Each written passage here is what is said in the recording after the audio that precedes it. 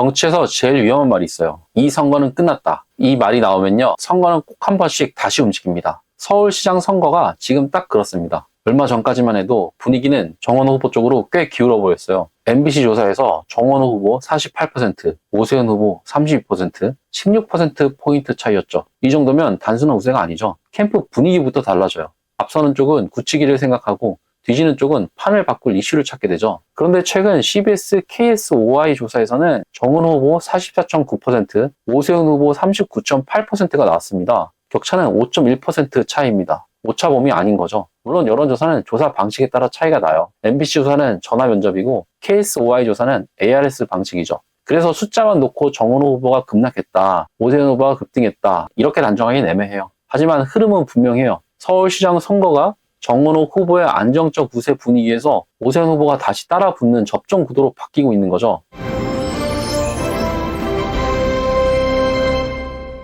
안녕하십니까. 김민수의 바른정치연구소입니다. 여기는 보수 채널도 아니고 진보 채널도 아닙니다. 정치를 진영이 아니라 올바른 기준으로 보자는 채널이죠. 오늘은 서울시장 선거가 왜 다시 붙고 있는지 보겠습니다. 정원호 후보가 왜 앞서갔는지, 오세훈 후보는 왜 다시 추격하는지, 그리고 이 선거가 앞으로 어디서 갈릴지 팩트와 흐름으로 정리해 보겠습니다. 정원호 후보가 초반에 앞서간 이유는 크게 어렵지 않습니다. 지금 지방선거는 이재명 정부 출범 이후 치러지는 전국 단위 선거죠. 서울시장 선거라고 해도 완전히 지역선거로만 흘러가기는 어렵죠. 민주당 지지층 입장에서는 이재명 정부 초반에 힘을 실어줘야 한다는 분위기가 있어요. 정원호 후보는 그 흐름을 타고 출발했죠. 여기에 성동구청장 이미지가 붙어요. 정원호 후보는 그냥 중앙정치인 출신이 아니라 생활행정을 해본 사람이라는 점을 내세울 수 있죠. 성동구, 성수동, 젠트리피케이션 대응, 지역행정 경험, 이런 키워드가 정원호 후보에게 붙어 있어요. 서울시장 선거는 말만 그럴듯하게 된다고 되는 자리가 아니죠. 주거, 교통, 상권, 재개발 복지, 도시계획, 결국 행정선거입니다. 정원호 후보는 여기서 나는 행정을 아는 행정가라는 이미지를 가져가려는 거죠.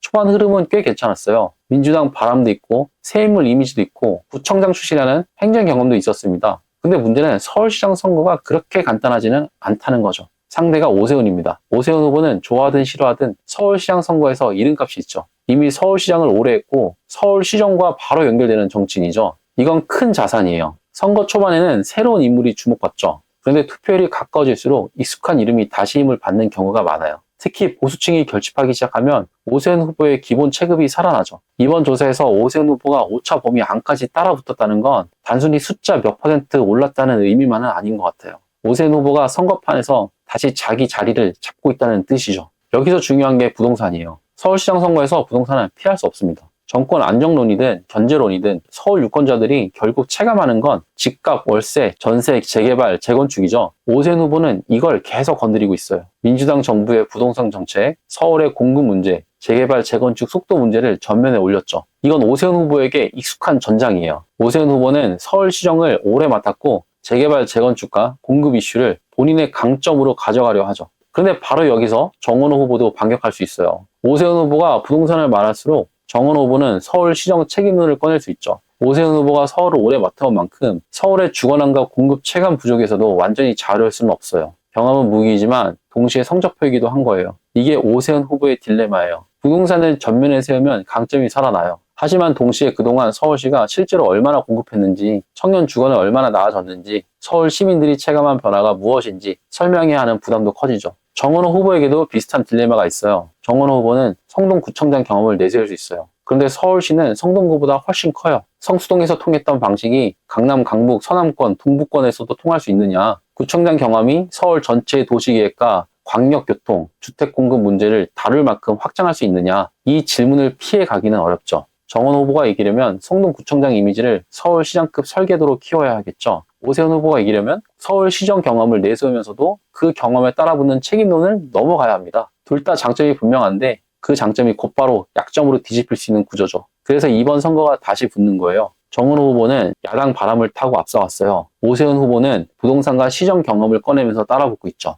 정원호 후보가 이 흐름을 끊으려면 단순히 민주당 후보라는 점만으로는 부족할 것 같아요. 성동에서 해봤다는 말도 출발점이지 결론은 아니에요. 서울 전체를 어떻게 바꿀 건지 보여줘야 하죠. 특히 부동산 문제에서는 더 구체적으로 가야 할 것 같아요. 서울에서 공급을 늘리겠다고 말하는 건 어렵지 않아요. 문제는 어디에, 어떤 방식으로, 얼마나 빠르게 하느냐죠. 재개발, 재건축을 풀겠다고 하면 사업성을 어떻게 높일지 말해야 해요. 공공성을 말하려면 집값과 임대료를 실제로 어떻게 잡을지 설명해야 하죠. 청년 주거를 말하려면 청년들이 실제로 들어갈 수 있는 가격과 조건을 제시합니다. 정원호 후보가 이걸 자기 언어로 풀어내면 성동구청장 출신이라는 이미지는 강점으로 확장되겠죠. 반대로 원론적인 말만 반복하면 오세훈 후보가 경험을 밀고 들어올 겁니다. 오세훈 후보도 마찬가지예요. 민주당 부동산 실패론만으로는 한계가 있어요. 서울시장 후보라면 중앙정부 탓만 하고 끝낼 수는 없죠. 서울시가 할 수 있었던 일, 실제로 해낸 일, 아직 부족했던 부분까지 같이 설명해야겠죠. 오세훈 후보가 부동산을 잡으려면 비판보다 성과가 먼저 나와야 해요. 그래야 중도층이 움직입니다. 지지층은 상대 공격만으로도 결집할 수 있어요. 하지만 서울시장 선거에서 중도층은 다르죠. 서울에서 집 구해본 사람들은 정치 구호보다 체감 가능한 해법을 보겠죠. 월세가 얼마나 줄어드는지, 전세 불안이 얼마나 낮아지는지, 재개발이 실제로 빨라지는지, 교통과 주거가 같이 풀리는지 여기서 설득이 돼야 합니다. 최근 오세훈 후보가 이준석 대표와 청년 주거 현장을 함께 찾은 것도 이 흐름 안에서 봐야 하죠.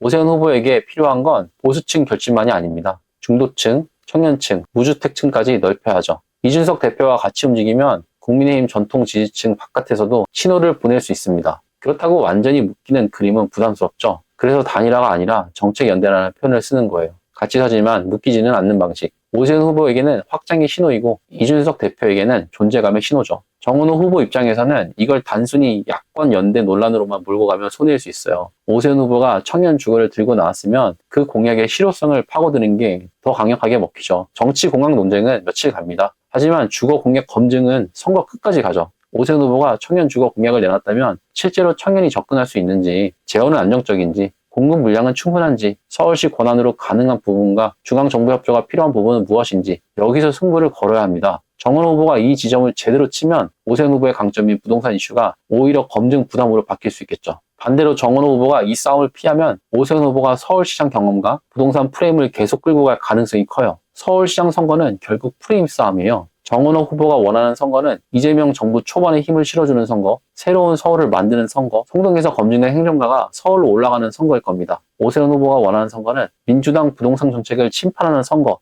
해본 사람이 서울을 다시 만든 선거, 재개발, 재건축과 공급을 풀어내는 선거일 겁니다. 어느 쪽 프레임이 더 강하게 먹히냐에 따라 지지율 흐름은 다시 달라질 수 있죠. 이 부분에서 또 네거티브가 끼어들고 있어요. 과거 정가 논란, 토론 공방, 검증 공세가 이미 나오고 있어요. 네거티브는 안타깝지만 이렇게 선거에서 사라지지 않고 있어요. 후보 검증이라는 이름으로 나올 수도 있고 상대 흠집 내기로 흐를 수도 있어요. 문제는 네거티브가 모든 이슈를 덮어버릴 때죠. 서울시장 선거는 네거티브만으로 가져가기 어려워요. MBC 조사에서도 후보 선택 기준으로 정책과 공약이 가장 높게 나왔죠. 이건 서울 유권자들이 완전히 진영만 보고 움직이는 건 아니라는 뜻이에요. 정당도 봅니다. 인물도 보죠. 하지만 결국 서울을 어떻게 운영할지에 대한 답도 봅니다. 그래서 두 후보 모두 정책 경쟁을 피하기 어렵죠. 정은호 후보는 새로운 인물 이미지가 있어요. 그런데 새로운 인물이라는 이미지는 구체적인 설계가 붙지 않으면 금방 약해지겠죠. 오세훈 후보는 경험이 있어요. 근데 경험이라는 말은 성과가 따라오지 않으면 피로감으로 바뀌겠죠. 정은호 후보에게 필요한 건 확장이에요. 성동구에서 서울시로, 구청장 이미지에서 광역행정가 이미지로,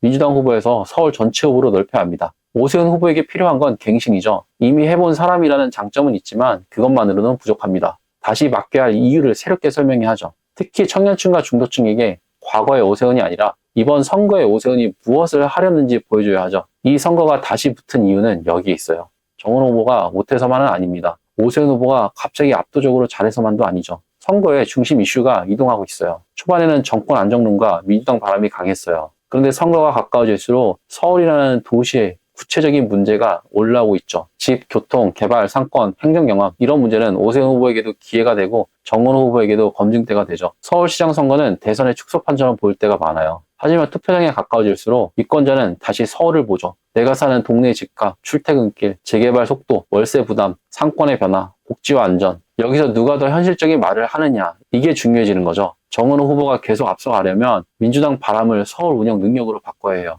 오세훈 후보가 뒤집으려면 부동산 프레임을 단순한 공격이 아니라 자기 성과와 미래 공약으로 연결해야 하고요. 그게 안 되면 둘 다 한계에 부딪히는 거죠. 정은호 후보는 좋은 분위기만으로는 부족하고 오세훈 후보는 익숙한 이름만으로는 부족합니다. 이번 선거는 그래서 아직 끝난 선거가 아니죠. 정은호 후보가 앞서고 있지만 오세훈 후보가 따라붙고 있어요. 정은호 후보는 새로운 서울을 말합니다. 오세훈 후보는 다시 맡겨도 되는 서울을 말하죠. 우리 유권자는 이제 둘 다에게 묻게 될 겁니다. 당신들 말은 알겠는데 서울을 실제로 어떻게 바꿀 거냐. 여기서부터가 진짜 승부가 되겠죠. 서울시장 후보가 다시 붙은 이유를 한 문장으로 정리하면 이렇습니다. 정원호 후보는 여당 바람과 변화 이미지로 앞서갔고 오세훈 후보는 부동산과 서울시정 경험을 앞세워 따라붙고 있어요. 이제부터는 이미지보다는 디테일입니다. 누가 더 그럴듯한 말을 하느냐가 아니라 누가 더 서울의 생활 문제를 정확히 건드리느냐죠. 월세, 재개발, 교통, 상권, 행정경험, 서울시장 선거는 결국 여기로 돌아와요. 정치 구호는 며칠 갑니다. 그런데 월세 고지서는 매달 오죠. 그 차이를 누가 더 잘 이해하고 있는지 이번 선거의 흐름은 거기서 갈릴 가능성이 크겠죠. 오늘 제가 만든 이 영상이 여러분의 생각 정리에 도움이 되셨다면